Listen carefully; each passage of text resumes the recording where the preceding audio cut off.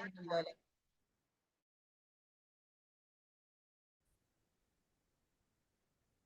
Yes. Okay.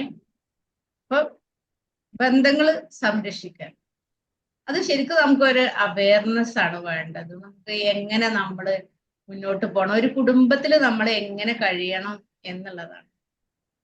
അപ്പൊ നമ്മൾ പരസ്പരം ബഹുമാനം ഉണ്ടായിരിക്കണം. വീട്ടിൽ നമുക്ക് ഒരുപാട് ആളുകൾ ഉണ്ടാവും. ഒന്നുകിൽ കൂട്ടുകുടുംബമാകാം, അല്ലെങ്കിൽ നമ്മൾ ഭാര്യ ഭർത്താക്കന്മാർ മക്കൾ മാത്രമാവാം.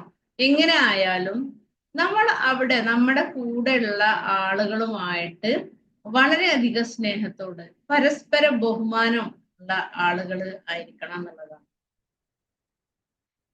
അപ്പൊ ഏതൊക്കെ രീതിയിൽ നമ്മൾ ബഹുമാനം കൊടുക്കണം നമുക്ക് തന്നെ അറിയാം അല്ലെ. നമ്മള് വീട്ടിലാവുമ്പോൾ ഇപ്പൊ നമ്മള് എപ്പോഴും നമ്മുടെ സ്വന്തം കാര്യങ്ങളല്ലാതെ നമ്മൾ മറ്റുള്ളവർക്ക് വേണ്ടിയിട്ട് അവരെ കാര്യങ്ങൾ കൂടി പിന്നെ നമ്മൾ സമ്മതിച്ചു കൊടുത്ത് അവരെ വളരെ സ്നേഹത്തോടെ നമ്മൾ നോക്കുക, അവരെ കെയർ ചെയ്യുക എന്നുള്ള ഒരു കാര്യങ്ങളിലൂടെയൊക്കെയാണ് നമ്മൾ പോകുന്നത് എങ്കിൽ ഒരു പരിഗണന പരസ്പരം നമ്മൾ അങ്ങോട്ടും ഇങ്ങോട്ടും കൊടുക്കേണ്ടതുണ്ട് എന്നുള്ളതാണ്. മനുഷ്യന്മാരെ നമുക്ക് പല സ്വഭാവങ്ങളാണ്. ഇപ്പൊ എല്ലാവരും ഒരേ സ്വഭാവക്കാരല്ല, പല രീതിയിലുള്ള സ്വഭാവക്കാരാണ്. ഇപ്പൊ ആദിമ മനുഷ്യൻ മുതൽ ഇനി വരുന്ന അവസാനത്തെ മനുഷ്യൻ വരെ വ്യത്യസ്തരാണ്. അതായത് ഇവരുടെയൊക്കെ സ്വഭാവം വ്യത്യസ്തമായിട്ടുള്ള സ്വഭാവമാണ്. അപ്പൊ നമ്മള് പെരുമാറുമ്പോൾ അവരോട് നമ്മൾ എങ്ങനെ പെരുമാറണം?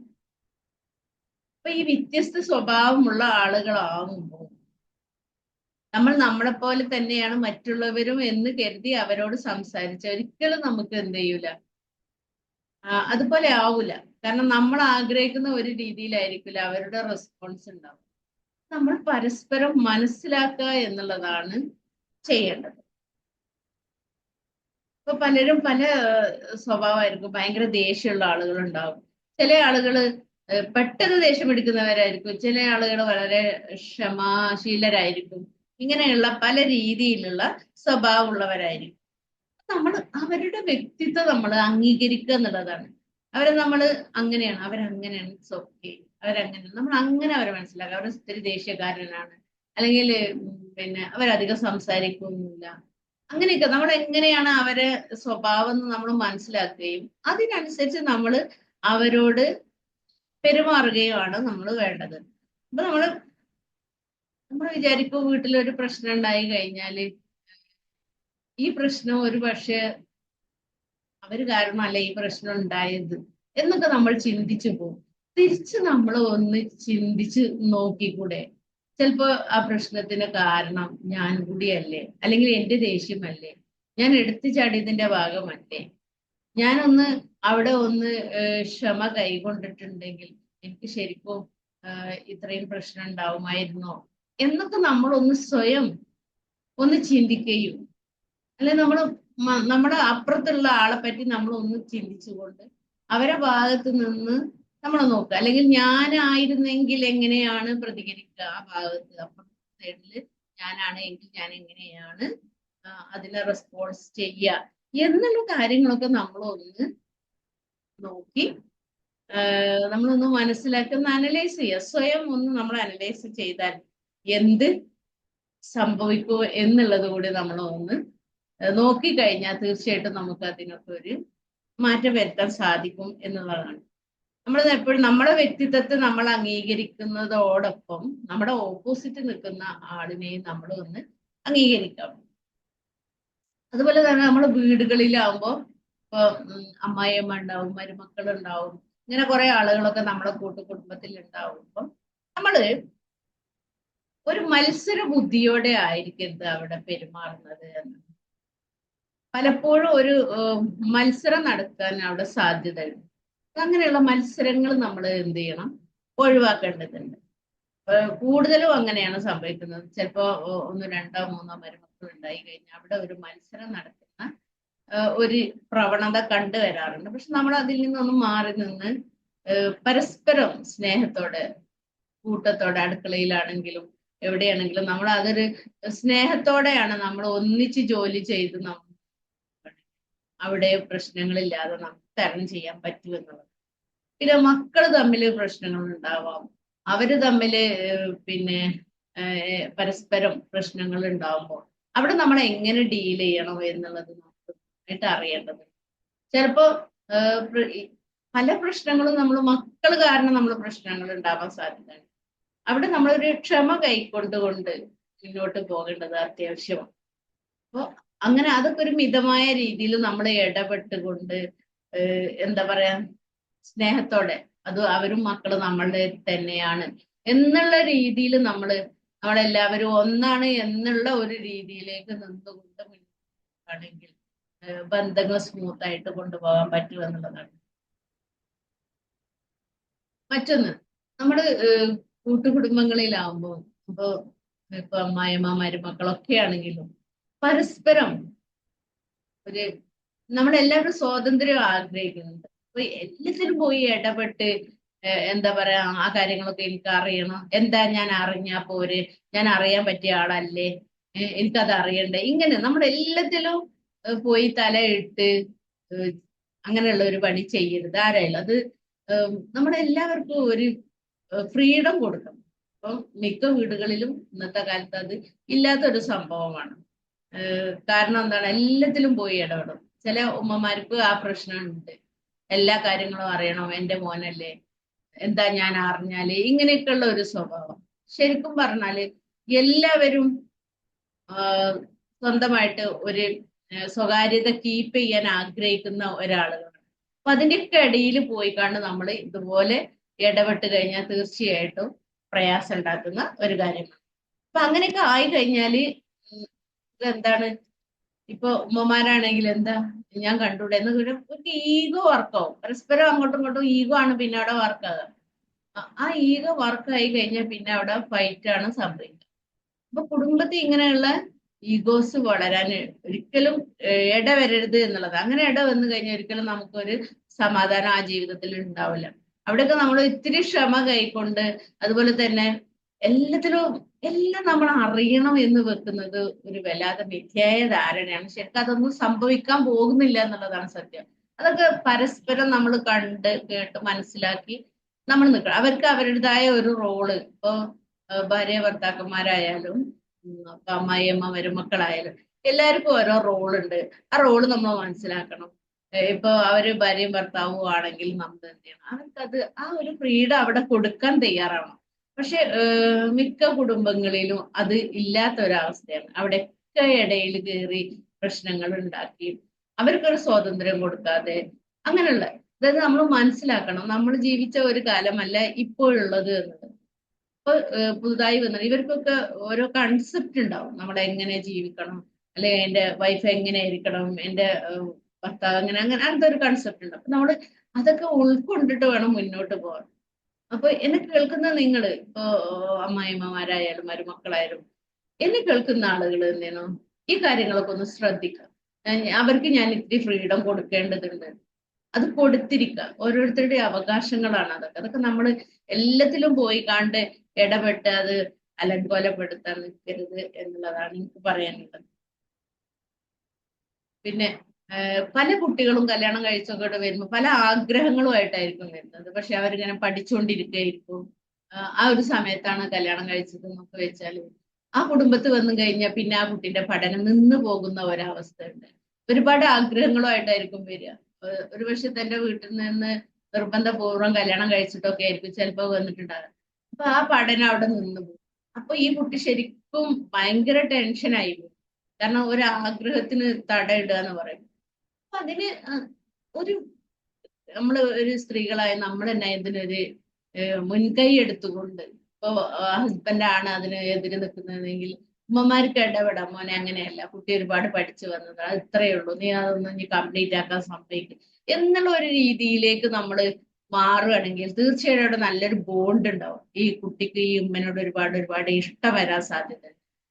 അത് ഇനിയും ഇപ്പൊ മകൻ സമ്മതിച്ചു പഠിക്കാൻ പോവാനും, പക്ഷെ ഉമ്മ എതിര് നിൽക്കുകയാണെങ്കിൽ എന്താ സംഭവിക്കും ഒന്ന് ആലോചിച്ച് നോക്കും. അപ്പൊ ഇങ്ങനെയാണ് അപ്പൊ ഈ മകന് ആണ്ടോ ഉമ്മ സമ്മതിച്ചിട്ടില്ല, നിനക്ക് പോണ്ട, അങ്ങനെയല്ല. അത് പറഞ്ഞ് മനസ്സിലാക്കി ഈ കാലത്ത് ഒരു ഇങ്ങനെയൊക്കെയാണ് അവസ്ഥ, ജോലി രണ്ടുപേർക്കും വേണം, എന്നാലേ ഒരു കുടുംബം മുന്നോട്ട് കൊണ്ടുപോകാൻ പറ്റുള്ളൂ എന്നുള്ള കാര്യം പറഞ്ഞ് മനസ്സിലാക്കി കൊടുത്ത് ആ ഒരു കാര്യം മുന്നോട്ട് കൊണ്ടുപോവുകയാണെങ്കിൽ അവിടെ നല്ലൊരു ബോണ്ട് ഉണ്ടാവും. അത് നമ്മൾ പരസ്പരം മനസ്സിലാക്കുന്ന ആളുകളായിരിക്കുക എന്നുള്ളത്, പരസ്പരം ഈഗോ വർക്കാവാതെ പരസ്പരം അങ്ങോട്ടും ഇങ്ങോട്ടും മനസ്സിലാക്കുക, ഒരു സ്നേഹം കൊടുക്കൽ വാങ്ങലാണ്. അവിടേക്ക് ആവുമ്പോഴാണ് ഈ ബന്ധങ്ങള് നിലനിൽക്കുന്നത്. ഇല്ലെങ്കിൽ അവിടെ ബന്ധങ്ങളിൽ വിള്ളൽ വീഴാനാണ് സാധ്യത. പരസ്പരം മനസ്സിലാക്കുക, സപ്പോർട്ട് ചെയ്യുക, അവർക്ക് വേണ്ടത് എന്താണ്. നമ്മൾ സംസാരിക്കുമ്പോൾ നമ്മൾ നമ്മുടെ ഭാഗം നിന്ന് സംസാരിക്കുക. നമ്മളെ മുന്നിൽ ആരാണ്, നമ്മൾ ഓപ്പോസിറ്റ് നിൽക്കുന്ന ആളുകളുടെ ഹൃദയത്തിലായിരിക്കണം നമ്മൾ സംസാരിക്കേണ്ടത്. അപ്പോ അങ്ങനെയാണ്, അല്ലാതെ നമ്മൾ വെറുതെ അങ്ങനെ കുറെ നമ്മൾ പറയുന്നല്ല. അവരുടെ ഹൃദയത്തിലേക്ക് നോക്കി അവരുടെ ഹൃദയത്തിലേക്ക് നമ്മൾ സംസാരിക്കുകയാണെങ്കിൽ തീർച്ചയായും അവിടെ നല്ല ഒരു ബോണ്ട് ഉണ്ടാകാൻ സാധ്യതയുണ്ട്. പിന്നെ എപ്പോഴും സംസാരിക്കുക. പല വീടുകളിൽ കണ്ടിട്ട് അമ്മായി അമ്മ മരുമക്കള് പരസ്പരം മിണ്ടൂല, ഒന്ന് പിന്നെ കുറച്ചു നേരം ഒന്ന് സംസാരിച്ച് അവർ ഇരിക്കൂല. ഇങ്ങനെയുള്ള പല രീതിയിലുള്ള സ്വഭാവങ്ങളാണ്. പക്ഷെ നമ്മള് പരസ്പരം ഒന്ന് ഇരുന്ന് കുറച്ചു നേരം, അധികം സമയം വേണ്ട, വളരെ കുറച്ച് സമയം നമ്മളൊന്ന് ഇരുന്ന് സംസാരിച്ചാൽ എന്ത് ചെയ്യും, നമ്മുടെ ഉള്ളുകൾ തമ്മിലായിരിക്കും സംസാരിക്കുക. അപ്പൊ നമ്മൾ അവിടെ ഒരു ബന്ധം ഉണ്ടാവും. പരസ്പരം കുറെ സമയം എപ്പോഴും സംസാരിച്ചു കൊണ്ടിരിക്കണം എന്നല്ല, ഒരു ഒഴിവുള്ള സമയത്തിന് സമയം ഇരുന്ന് വിശേഷങ്ങളൊക്കെ പറഞ്ഞുകൊണ്ടിരുന്നാൽ അവിടെ ഒരു സ്നേഹം ഉണ്ടാവും. ഇങ്ങനെ നമ്മൾ സംസാരിച്ചു കൊണ്ടിരിക്കുമ്പോഴാണ് സ്നേഹം ഉണ്ടാവുക. അങ്ങനെ അതിനൊക്കെ വേണ്ടി നമ്മൾ ഒന്ന് സമയം കണ്ടെത്തുക എന്നുള്ളതാണ്. പരസ്പരം ഒന്ന് പുഞ്ചിരിക്കുക. ഈ പുഞ്ചിരി സ്വതക്കുക എന്നൊക്കെ പറയുന്നത് എത്ര വലിയ കാര്യമാണെന്ന് അറിയാം. ഇതിലൊക്കെ നമുക്ക് പുണ്യം ഉണ്ടെന്ന് നമ്മൾ മനസ്സിലാക്കുന്നത്. നമ്മളെപ്പോഴും ഇങ്ങനെ മുഖം വീർപ്പിച്ച് വീടുകളിൽ നിൽക്കുക, പിന്നെ അങ്ങോട്ടും ഇങ്ങോട്ടും വരുതി പോയാൽ പോലും സംസാരിക്കാത്ത ഒരു അവസ്ഥ, ഭയങ്കര കഷ്ടമാണ്. നമ്മൾ ആലോചിച്ച് ചില വീടുകളിലുണ്ട്, അത് എന്റെ സാധനമാണ്, അത് മറ്റാരും തൊടരുത്, പിന്നെ എടുക്കാൻ പറ്റൂല, വന്ന മരുമക്കൾക്ക് അതൊന്നും എടുക്കാൻ പറ്റാത്തൊരവസ്ഥ. പിന്നെ അതൊന്നും തൊടരുത്, അതൊക്കെ എന്റേതാണ്, ഞാൻ വാങ്ങിയതാണ്, ഇങ്ങനെയൊക്കെ പറയുന്ന പല രീതിയിലുള്ള ഉമ്മമാര് ഇന്നുണ്ട് എന്നുള്ളതാണ്. അപ്പൊ നമ്മള് അതൊക്കെ നമ്മൾ മാറ്റി നിർത്തി ഈ വന്ന ആളുകള്, ഈ വന്ന കുട്ടി എന്ന് പറയുന്നത് എന്റെ മകൻ കൊണ്ടുവന്നതാണ് അല്ലെ. അപ്പോ ആ ഒരു സ്നേഹത്തോടെ അവരെ നോക്കി, അതുപോലെ ഈ വന്ന ആളുകൾ അതുപോലെ തന്നെ ഇത് എന്റെ ഉമ്മയാണ്, എന്റെ ഭർത്താവിന്റെ ഉമ്മയാണെന്നുള്ള ആ ഒരു രീതിയിലേക്ക് നീങ്ങി കഴിഞ്ഞു കണ്ട് വളരെ സ്നേഹത്തോടെ നിൽക്കുകയാണ്, അവിടെ നല്ലൊരു ബന്ധങ്ങൾ നമുക്ക് കെട്ടിപ്പടുക്കാൻ പറ്റും എന്നുള്ളതാണ്. അപ്പൊ പരസ്പരം സംസാരിച്ചു കൊണ്ടിരിക്കുമ്പോ തീർച്ചയായിട്ടും നമുക്ക് ആ സ്നേഹം അവിടെ ഉണ്ടാവും. മറ്റൊന്നാണ് പരസ്പരം ചെറിയ ചെറിയ സഹായങ്ങൾ ചെയ്യാം. ഇപ്പൊ നമുക്കറിയാം മിക്ക വീടുകളിലും എന്ത് ചെയ്യും, ആ ഈ ഉമ്മമാരൊക്കെ ചെന്ന് ഒരു കസേരയിലൊക്കെ അവിടെ ഇങ്ങനെ ഇരിക്കുക, ഇവരിങ്ങനെ ഒരു പണിയെടുക്കാനായിട്ട് കൊണ്ടുവന്ന ആളുകൾ എന്നുള്ള ഒരു ധാരണയാണ്. ശരിക്കും ഇവര് എന്നാ പിന്നെ ഒരു ജോലിക്കാരെ കൊണ്ടുവന്നാ പോലെ അല്ലെ. അപ്പൊ ഒരു ജോലിക്കാരെ എങ്ങനെയാണ് ഒരു വീട്ടിൽ അതേ ഒരു രീതിയിൽ അവളെല്ലാം ചെയ്യേണ്ടവളാണ്, അവളെല്ലാം എടുക്കേണ്ടവളാണ്, അങ്ങനെയുള്ള ഒരു ധാരണ വെച്ച് പുലർത്തുന്ന ചില ആളുകൾ. പക്ഷെ അത് തെറ്റായ ഒരു ധാരണയാണ്.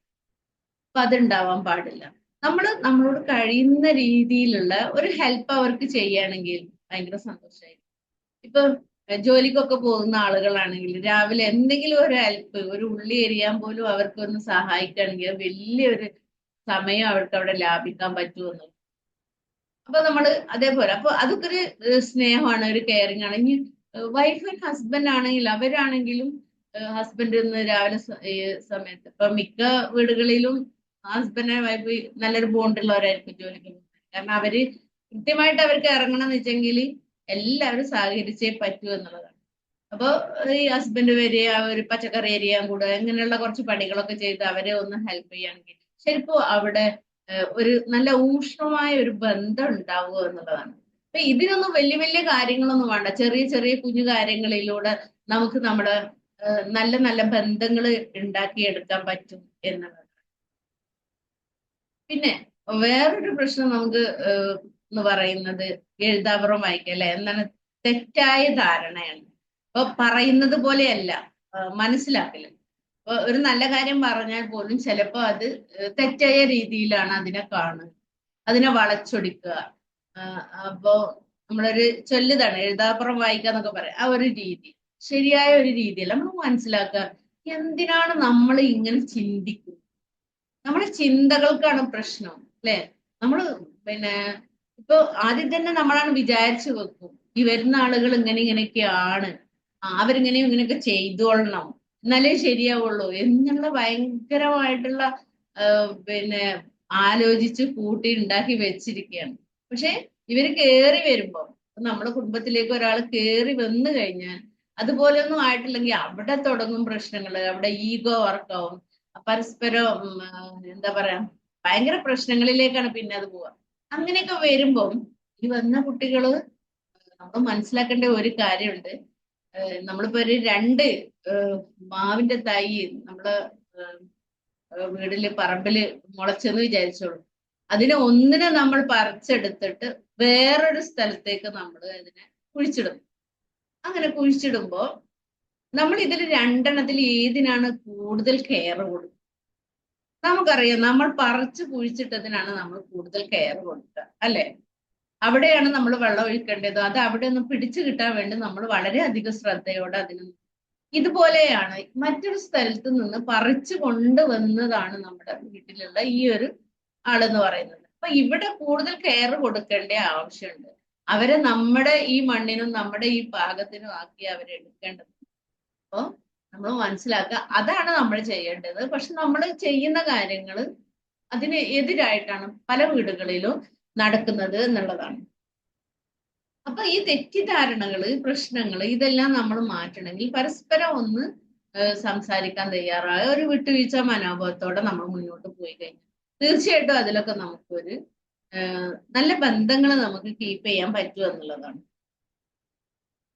അതുപോലെ തന്നെ എല്ലായിടത്തും പോയി ഇടപെടുന്ന പ്രശ്നം, ഞാൻ പറഞ്ഞു, ഒരു വട്ടം ഞാൻ പറഞ്ഞു, നമുക്ക് അവർക്ക് പരസ്പരം നമ്മൾ സ്വാതന്ത്ര്യം കൊടുക്കണം എന്ന് പറഞ്ഞു. പിന്നെ ചില ആളുകൾ ഉണ്ടാവും, എന്തൊരു പ്രശ്നം വന്നു കഴിഞ്ഞാൽ അതിലെല്ലാം ഇടപെടുന്ന ആളുകൾ. പക്ഷെ നമ്മൾ എപ്പോഴും എല്ലായിടത്തും ഇടപെടേണ്ട ആവശ്യമില്ല. നമുക്ക് ഇടപെടേണ്ട സമയം നോക്കണം, ഇടപെടേണ്ട പ്രശ്നം നോക്കണം. അങ്ങനെയൊക്കെ ആ സമയവും കാര്യവും ഒക്കെ നോക്കിയിട്ട് മാത്രം ഇടപെടുന്ന ആളുകളായി നമ്മൾ. അതാ എല്ലാ ഭാഗത്തും, അത് ഇനി ഭാര്യയാട്ടെ, ഭർത്താവാട്ടെ, വീട്ടിലുള്ള ഉമ്മമാരോ അപ്പന്മാരോ ഒക്കെ ആട്ടെ, ആരായാലും നമ്മൾ ഇടപെടേണ്ട സമയത്ത് മാത്രം ഇടപെടുക. ഇപ്പൊ മിക്കവാറും ഇപ്പൊ പണ്ടത്തെ പോലെയൊന്നല്ല, വീട്ടില് ഭാര്യ ഭർത്താക്കന്മാര് തമ്മിൽ എന്തെങ്കിലും പ്രശ്നം ഇഷ്യൂസ് ഉണ്ടായാൽ അതപ്പൊ വീട്ടില് ഉമ്മമാരൊക്കെ അറിഞ്ഞു. അപ്പൊ അവരും അതിൽ ഇടപെടും. അതിന്റെ ഒന്നും ആവശ്യമില്ല. അവര് ജീവിതത്തിൽ അത് എന്ത് ചെയ്യും, അവരൊരു പക്ഷെ കുറച്ച് സമയം കൊണ്ട് അത് നേരെയാക്കി എടുക്കും, തീർച്ചയായിട്ടും. പക്ഷെ നമ്മളത് മറ്റുള്ളവർ അതിൽ ഇടപെടുമ്പോൾ മാത്രമാണ് പിന്നീട് അത് പ്രശ്നങ്ങളായി മാറും. എല്ലാം സോൾവ് ചെയ്യാൻ അവർക്ക് തന്നെ അറിയാം. ചില കാര്യങ്ങളിലൊന്നും ഇടപെടരുത്, അതാണ് പറയുന്നത്. എല്ലാത്തിലും കയറി ഇടപെടാതിരിക്കണം. അല്ല, ചില കാര്യങ്ങൾക്ക് മറുപടി പറയേണ്ടി വരും, ചില കാര്യങ്ങൾക്ക് മറുപടി പറയേണ്ടി വരില്ല. നമ്മൾ ഒരു മൗനം വിദ്യാഭൂഷണം എന്ന് പറയും. അതുപോലെ എന്താണ്, speak is silver, silence gold എന്ന് പറയും, അല്ലെ? അപ്പൊ ചില സമയത്ത് നമ്മൾ സൈലന്റ് ആയിരിക്കുന്നതായിരിക്കും അവിടെ ഉത്തമം. മിണ്ടാതിരുന്ന കൊണ്ട് ആർക്കും പ്രശ്നം ഉണ്ടാവാറില്ല, സംസാരിച്ചിട്ടാണ് പ്രശ്നങ്ങൾ ഉണ്ടാവാറ്. അപ്പൊ നമ്മള് ചില സമയത്തൊക്കെ ഒരു മൗനം നല്ലതാണ്. അങ്ങനെ നമ്മൾ ചെയ്യും. മറ്റൊരു കാര്യമാണ് നമ്മൾ ഒന്നിച്ച് ഭക്ഷണത്തിന് ഇരിക്കുക എന്നുള്ളത്. ശരിക്കും ഡൈനിങ് ടേബിളിൽ നമ്മൾ ഭക്ഷണത്തിന് എല്ലാവരും ഒന്നിച്ചിരിക്കും. ഇപ്പൊ എപ്പോഴും നമുക്ക് അതിന് പറ്റിയില്ല എന്നൊക്കെ വരാം. കാരണം ജോലിക്ക് പോകുന്നവരുണ്ടാവും, കുട്ടികൾ സ്കൂളിൽ പോകുന്നവരൊക്കെ ഉണ്ടാവും. പക്ഷെ ഈ ഒഴിവുള്ള ദിവസങ്ങളിലെങ്കിലും എല്ലാരെയും ഒന്ന് വിളിച്ചു കൂട്ടി നമ്മളൊരു ഭക്ഷണത്തിന് ഒരേ സമയത്ത് ഒരു മേശയ്ക്ക് ചുറ്റും ഇരിക്കുകയാണെങ്കിൽ അവിടെ സ്നേഹം ഉടലെടുക്കും. അതുപോലെ ബന്ധങ്ങൾ നന്നായിട്ട് ഉറപ്പിക്കാനും പറ്റിയ ഒരു സ്ഥലമാണ്. അപ്പൊ നമ്മള് അതൊക്കെ ഒന്ന് കീപ്പ് ചെയ്യാം. അപ്പൊ പ്രവാചകൻ പോലും പറഞ്ഞിട്ടുണ്ട് ഇങ്ങനെ കഴിക്കുന്ന ഭക്ഷണത്തിലേക്കുള്ള ഒരു പുണ്യം എന്ന് പറയുന്നത്. അപ്പൊ അതൊക്കെ വെറുതെ പറയുന്നതല്ല, അതൊക്കെ ഇതിനു വേണ്ടിയുള്ളതാണ്. നമ്മുടെ ബന്ധങ്ങള് ഊട്ടി ഉറപ്പിക്കാൻ വേണ്ടിയിട്ടാണ് ഇങ്ങനെയുള്ള കാര്യങ്ങളൊക്കെ പറയുന്നത്. അപ്പൊ നമ്മള് എപ്പോഴും ഇരുന്നിട്ടില്ല, ആഘോഷങ്ങൾക്ക് നമുക്ക് ഇരിക്കാൻ പറ്റും, അല്ലെ? ഇപ്പൊ പെരുന്നാള്, ഓണം, വിഷു ഇങ്ങനെയുള്ള കാര്യങ്ങളിലൊക്കെ നമുക്ക് എന്ത് ചെയ്യാം, ആ ദിവസങ്ങളിലെങ്കിലും നമുക്ക് കുടുംബങ്ങളൊക്കെ ഒന്നിച്ചിരുന്ന് ഭക്ഷണം കഴിക്കാം, സ്നേഹം കൈമാറാം, അല്ലെ? നമ്മൾക്കൊരു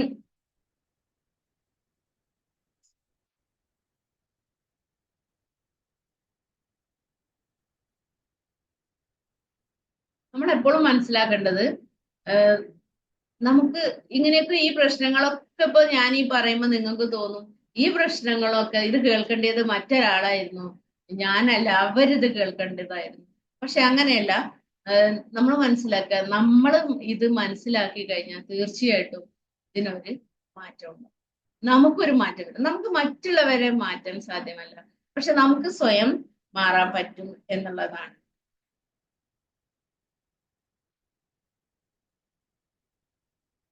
നമ്മൾ മാറിക്കഴിഞ്ഞാൽ അത് മറ്റുള്ളവരിലേക്ക് എന്തായാലും അത് റിഫ്ലക്ട് ചെയ്യും എന്നുള്ളതാണ്. നമ്മുടെ മക്കളിലേക്ക് മാറ്റം ഉണ്ടാവും, നമ്മുടെ ഭർത്താവിലേക്ക് മാറ്റം ഉണ്ടാവും, നമുക്ക് ചുറ്റുമുള്ള എല്ലാവരിലേക്കും ഈ മാറ്റം കൊണ്ടുവരാൻ നമുക്ക് പറ്റുമെന്ന്. അപ്പൊ നമ്മൾ സ്വയം ഒരു ആത്മപരിശോധന നടത്തുക. ഒരു പ്രശ്നം ഉണ്ടായാൽ ഒന്ന് ചിന്തിച്ചു നോക്കുക, ഇത്രയും പ്രശ്നം മാത്രം ഉണ്ടാവാൻ കാരണമുണ്ടോ? ഞാനൊന്ന് ക്ഷമിച്ചിരുന്നെങ്കിൽ, അല്ലെ, നമ്മൾ ആ ഓപ്പോസിറ്റ് നിൽക്കുന്ന ആളെ ഒന്ന് മനസ്സിലാക്കിയിരുന്നെങ്കിൽ എന്നൊക്കെ നമുക്കൊന്ന് തോന്നാറില്ലേ? അപ്പൊ ബന്ധങ്ങൾ നിലനിർത്താൻ അത്യാവശ്യമായിട്ടുള്ള കാര്യം എന്ന് പറയുന്നത് ഒന്ന് ക്ഷമയാണ്. നന്നായിട്ട് ക്ഷമിക്കുക, പ്രാർത്ഥിക്കുക, എല്ലായ്പ്പോഴും പ്രതികരിക്കാതിരിക്കുക. ചില പ്രശ്നങ്ങൾക്കൊക്കെ നമ്മൾ സമയം കൊടുക്കുക. സമയം കൊടുത്താൽ തന്നെ അത് റെഡിയായി വരും എന്നുള്ളതാണ്. പിന്നെ നമ്മൾ മറ്റുള്ളവരെ സ്നേഹിക്കുമ്പോൾ നമ്മൾ ഒരു അൺകണ്ടീഷണൽ ലവ് ആയിരിക്കുക. അവരിൽ നിന്നും ഒന്നും ഇങ്ങോട്ട് പ്രതീക്ഷിക്കാത്ത അവരെ സ്നേഹിക്കുക എന്നുള്ളതാണ്. പിന്നെ നമ്മൾ പല കാര്യങ്ങൾക്കും നമ്മളൊരു ബൗണ്ടറി സെറ്റ് ചെയ്യുന്നത് നന്നാവും. വിനയത്തോടെ പെരുമാറുക, ഇങ്ങനെയുള്ള കുറെ ക്ഷമ, നന്നായിട്ട് ക്ഷമ. പിന്നെ നോ പറയേണ്ടിടത്ത് നമ്മൾ നോ പറയാം. നമ്മൾ എപ്പോഴും യെസ് പറയും, പക്ഷെ നോ പറയാൻ കൂടി നമ്മൾ ഒന്ന് പരിശീലിക്കുക. അതുപോലെ സ്നേഹത്തിന് വേണ്ടി ഒരിക്കലും നമ്മൾ യാചിക്കാതിരിക്കുക. മനസ്സിലായില്ലേ? സ്നേഹത്തിന് വേണ്ടി യാചിക്കാതിരിക്കുക. സ്നേഹം കൊടുക്കാം, നമുക്കത് തിരിച്ചു കിട്ടും. ഒരു ശുഭാപ്തി വിശ്വാസത്തിൽ നമ്മൾ നിന്നാം. നമുക്ക് നമ്മളെ മനസ്സിലാക്കിയാൽ മതി. നമ്മളെ കോൺഫിഡൻറ്റിൽ നിന്ന് കഴിഞ്ഞാൽ തീർച്ചയായിട്ടും നമുക്ക് എല്ലാം ശരിയാവും. Okay, thank you.